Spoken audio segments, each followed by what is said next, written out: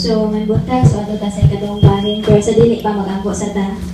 Dalay ko na balaan ng mga Diyos, salamat ni kabutagon Ginoo. Lord, himo amin ang ayan sa mga tubangan Ginoo. Hinuwi kami, hindi sa mga kasalbahan Ginoo, sa nahulaw sa buhay. Lord, dalay ko sa uli katapusan Ginoo, bisan pa sa mga pulong nga mga bati karon Ginoo. Dihugi kini sa mga Holy Spirit Ginoo, nga dili kini mo labay kawang, kung dili makatabang kini kanamo Ginoo, magalig-on kani kanamo Ginoo hangtod sa mga pagbalik. Dalay ko sa uli katapusan, Lord. In Jesus' name, Amen.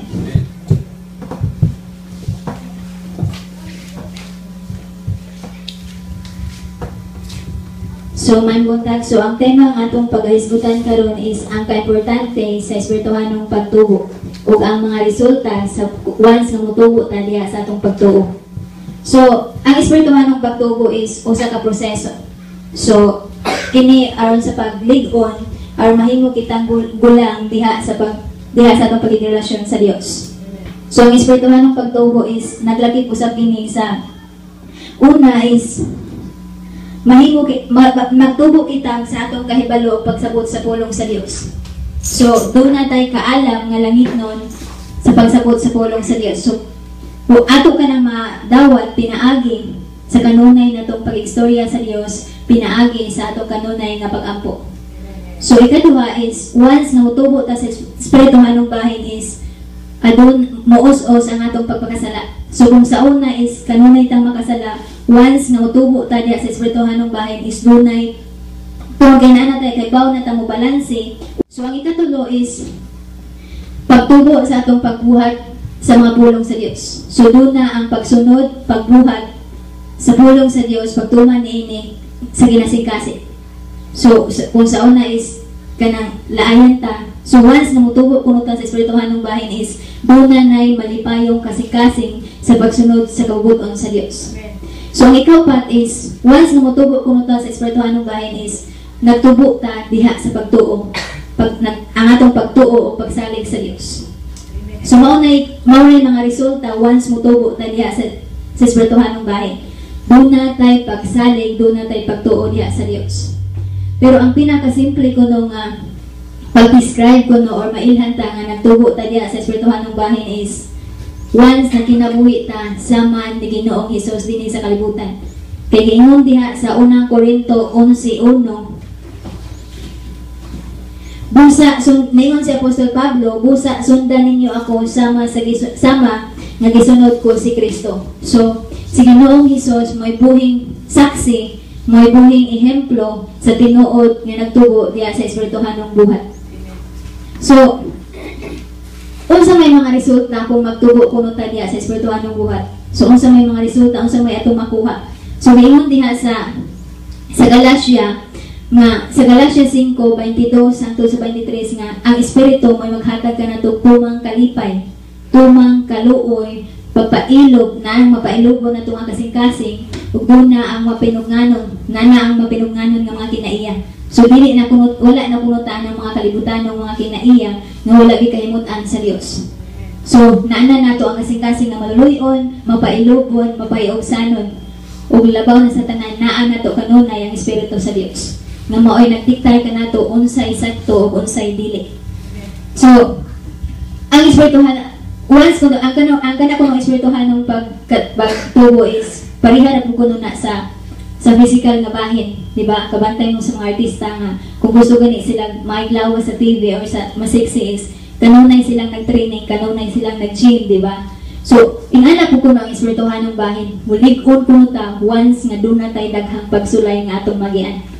Kaya ang ato magong pagsulay nga mga nagian is mga circumstansya is maoy mo umol nato aron mahimo kitang lig-on diha sa espirituhanong bahin.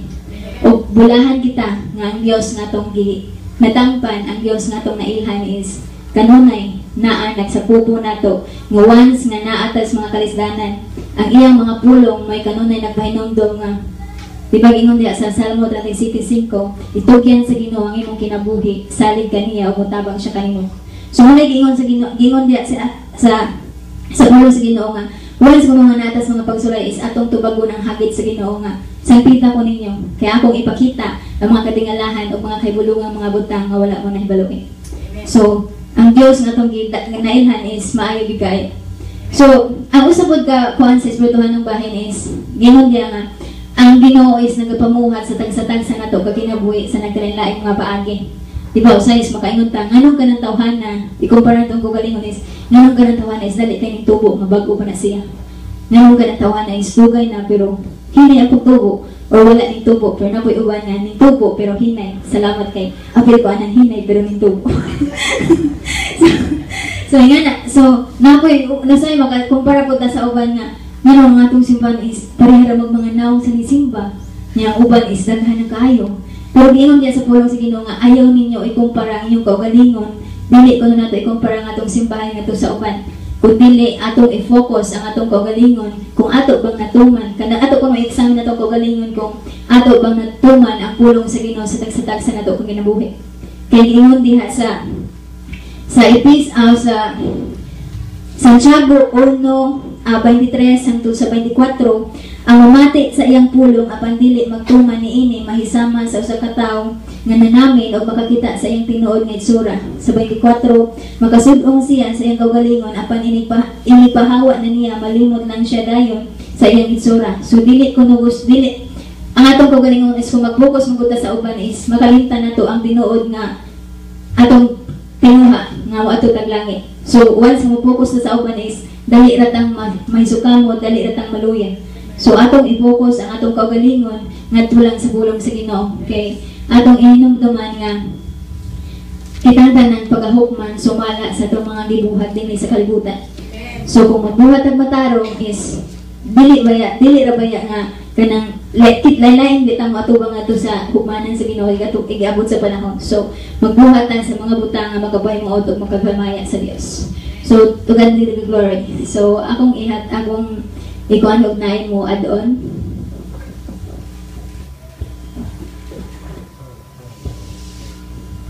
May Brother Peter in una.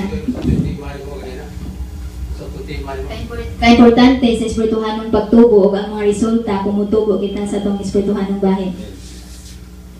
So, atong ikatampo o kamay sa Pilipino nga imo di atong natima na ang tingin ng state ng harambahan sa tao, kinabuhi sa tao, itinahanglan yun kay mo man ni pag-ila sa tao nga naa sa Ginoo.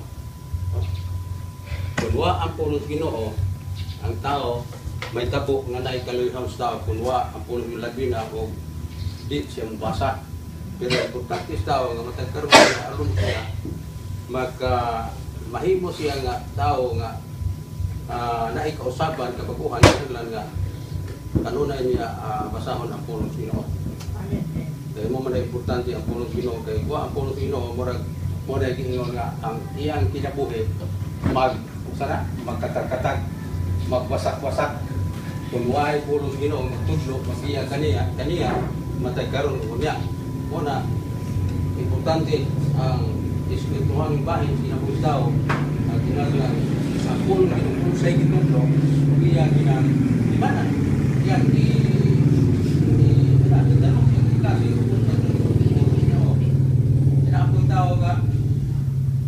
pulos Ginoo niya kalimutan na po inahuman murag na namin niya kalimutan po sa niya murag importante nga i-apply ang pulos Ginoo siya kaligtasin aron siya dimaan makahinumdum siya kung sa isulti pulos Ginoo nga ang ibuhaton sa tao o maoro na ikong kapulo. Amen. Sister Salina. Ako ang akong bahin kampo atong sa to atong tapit espirituhan ng pagtubo kita mga Kristohanon naratay mutubog mata ang Espiritus Ginoo na nato kana pagkabatit ang mga istorya sa uban sa gawas karon di na nato na iksapayan nga naman nitubo naman kada sa espirituhan ng bahin niya kung unsa imong mabatian talapos bumban kay nga naman nanin focus naman ka sa imong pagpangalagad sa Ginoo yan ang Espiritus Ginoo imong kinabuhi o nga nalipay ka bisag nay mga pagdaot sa gawas kay ang imong tingwa mao man dito ibabaw langit atong puntarya langit man. Mao na nga. Kung unsay mga istorya-istorya, di nato na panumbalingon. Ano man, atong focus to ama dito atong kuan kanang destiny. To dito sa langit ang atong destiny. Di pa rin gani, usdan, ang iyak ng destiny. Pilipinas is my destiny, pero ato, and heaven is my destiny. Sir Joe. Wow, ganito sa mga topics, spiritual growth. Thank you, Lord. Hallelujah. Medyo igo ko na. Then, kuan, sabi, yung ikadang na rin atong comparing others. So, as in kuan good, siguro, pinitaw na ata sa nagsangyaw mas siguro sa Ginoo din.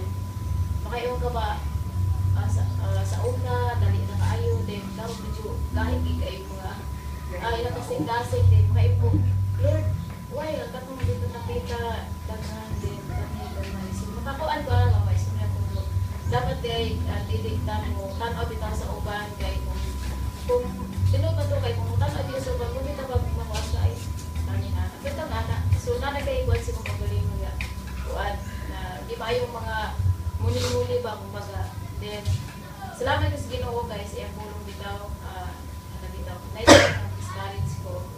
Then, salamat sa Ginoo kay dinhigin na mates ang atong bitaw spiritual. Amen, amen. Pag-angat, una ni Tibta, bisa gamay ang unang kuan. Obey, basta musunod lang kita sa Ginoo. Then, obey, word, faith. So, kung musunod lang kita, ang Ginoo mabuhat eh. Kung labaw na mo, liw ka, o naasa ng pagtuo. So, salamat ko sa Ginoo kay night-time yun nga, usay sa akong ginabuhi, sa uban, pero lagi tayo nga, usay bitaw, makuha na akong pagtuo ng tulong, nga ano ba, pinala ko kayo, sige sa purpose, guilty ko sa kukuling ako, ano pinagdaan mo Ginoo? Ano bitaw? Lord, sa Pampanga, nagbugar na ko sa unahin.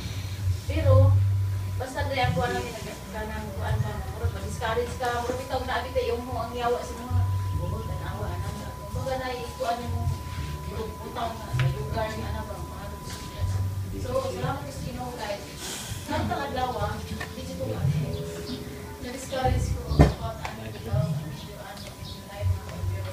salamat sa Ginoo kay once galing nga kana gusto kita matukuan na sa Ginoo, kinalaman kamon kita sa galingon din.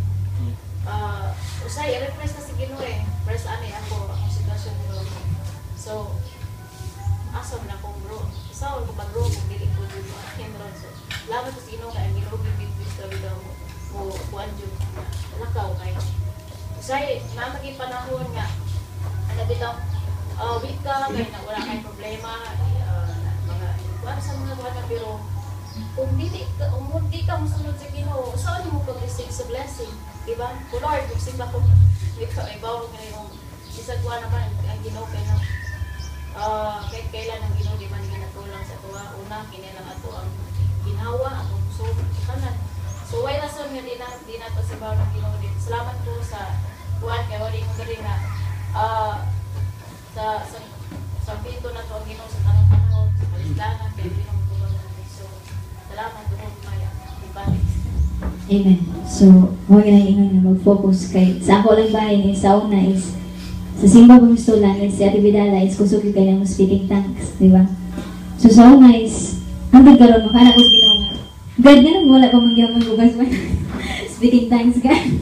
Nga wala. Nga naman mo pa is nag-speaking tongues man nga nang wala di man wala man ko kasyo. Wa man ginanako. So, gitry ginanako nga nin sing ko gawas sa inyo. Murag ikuan ra bitaw. Pero murag lahin gyud murag ang imong dila is magkawangit-wangit man dili gyud angayan kay dili di parang gikan gina sa Holy Spirit na. So, pero ako na realize nga kanang ubaabot na gyud sa tayo mo is mao gyud na kay di ho gyud sa Holy Spirit.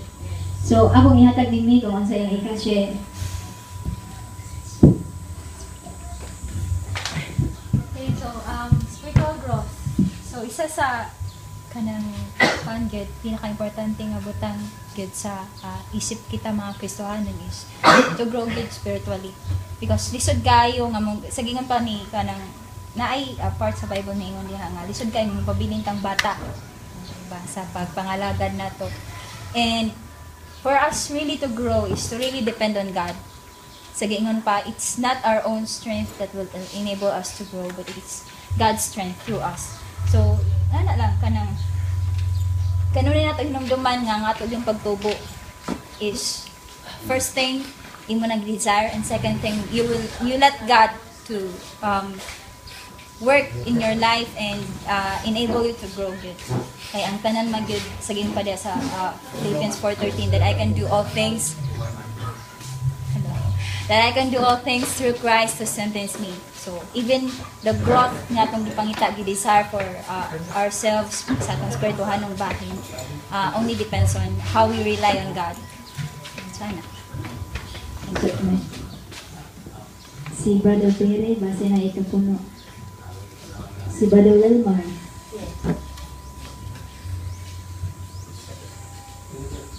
Saya naman. Mas bilis ko eh.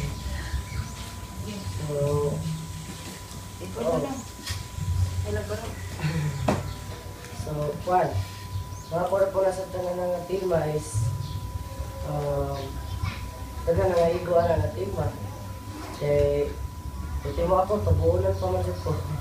Kaya nga nagitawang anak, na anak nata sa yung kalibutan ng panginabuhi ba? Or kalibutan ng Juan.